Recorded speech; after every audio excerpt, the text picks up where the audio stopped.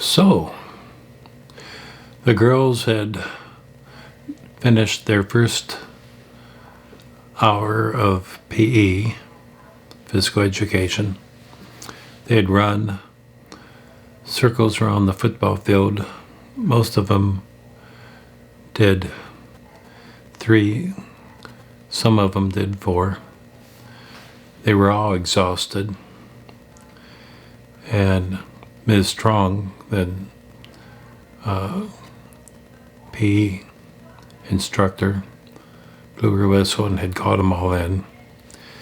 And she yelled out to Esther and her friends, "Hey, you girls, you did really good." And Esther said to Day and her friends, "Did you hear that? Miss Strong noticed how well you did.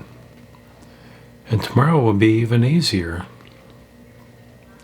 So they all continued running as best they could into the high school gymnasium and then to the locker rooms.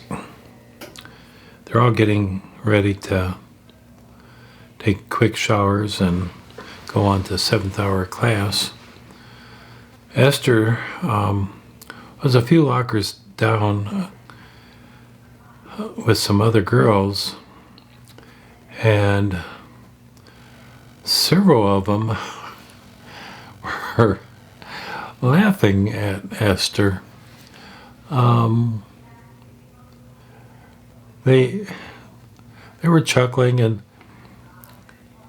another girl, very fair complexion, redhead. Her name was Amy Grace.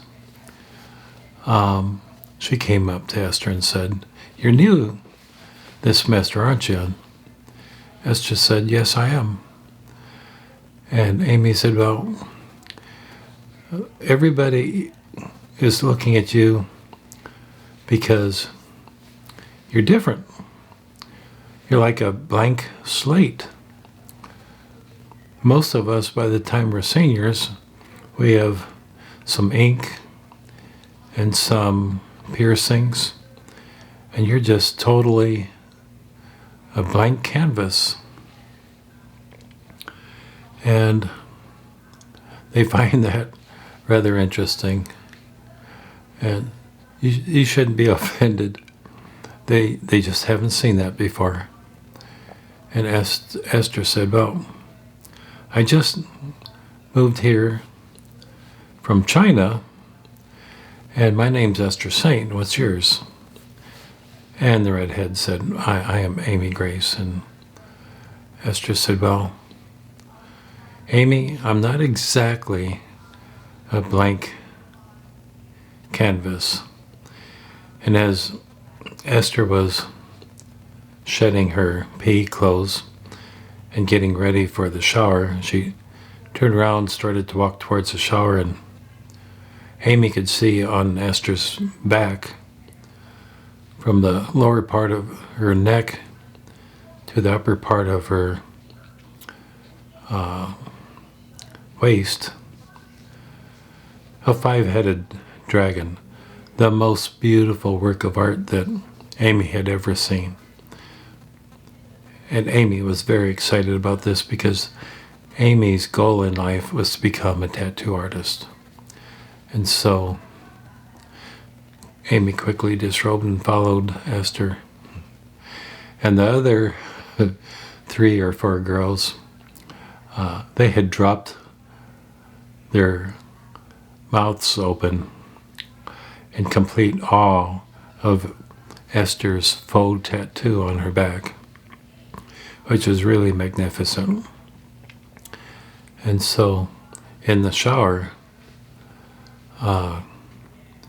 Amy could feel that, or not Amy, Esther could feel that Amy was looking at her and wanted to touch her dragon, and Esther said to Amy, "If you want, grab a little soap on your hand and you can wash my dragon." And Amy quickly grabbed some soap out of the dispenser and applied it to the dragon on Esther's back. And she said to Esther as she did this, and she did it very lovingly and gentle, "I've never seen anything so beautiful in my life." Amy was just in love with Esther's dragon. So it was the first time Esther told Amy, "You're the first person that has ever touched my dragon, aside from the artist." And so they rinsed off quickly and went out to try and get dressed. And Amy continued to express herself that she had wanted or does want to become a tattoo artist, and hopefully one that can do fantastic work. So Esther explained to her that her dragon was made by a 73-year-old tattoo artist from China, and he declared it to be the greatest work of his life. And she expressed to Amy, in China, words don't always translate directly into English, but they have an expression, and the easiest way to translate it would be patience. And so if you want to be great at something, anything, you must show patience. Esther smiled at Amy, and Amy thought about it and realized that, yes, greatness doesn't come overnight.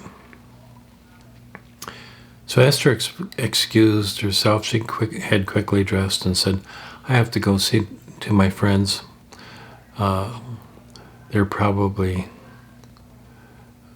waiting on me, and they may need a little help." So Esther found Day and Helen, Eve, and Chris, and they hadn't moved a whole lot. They had managed to step into the shower and come back out, but they're moving very slow. Esther went up to each of them and said, "Trust me, open your mouth." And each did, and she put a wintergreen lifesaver in their mouths.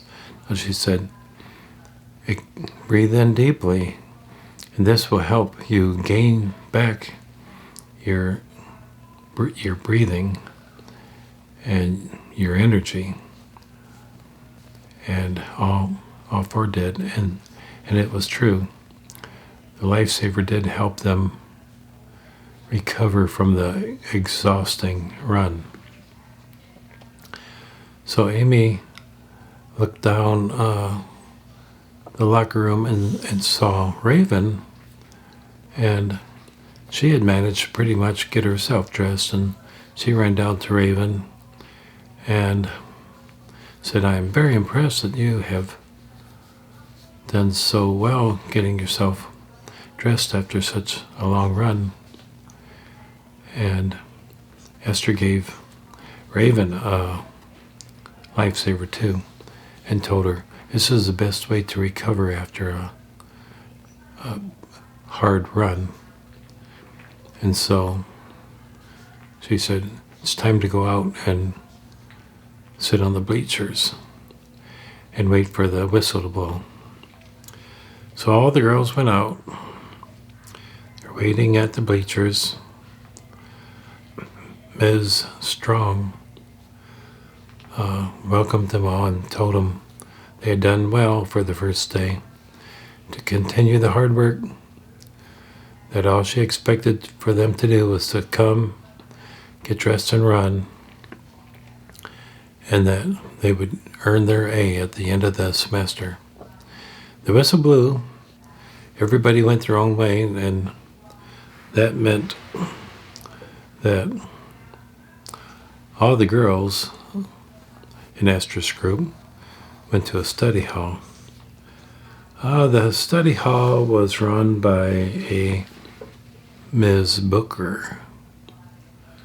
And after the whistle blew, she called for an announcement. She said, starting this semester, seniors that are in 7th hour study hall, they can be dismissed if they want and can leave the school. And so everybody that was a senior got up and left. Ms. Booker tried to add an additional, now let me remind you that you need to earn a C for this wonderful scholarship. But by then everybody had already decided it's time to leave. Only maybe 2 people stayed and decided they'd better study.